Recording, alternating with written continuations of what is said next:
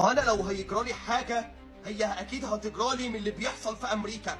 يعني ايه يا جماعه يتم تزيين مترو نيويورك بالاعلام المغربيه؟ يعني ايه ادخل مترو نيويورك اللي هو مترو امريكا الاقيه متزين بالاعلام المغربيه؟ والله يا جماعه انا بعلن اللي انا بقول لك انا راجل مصري، وبقول لك يا جدع ان المغرب ده مش مشرفنا، ده فخر كل مواطن عربي.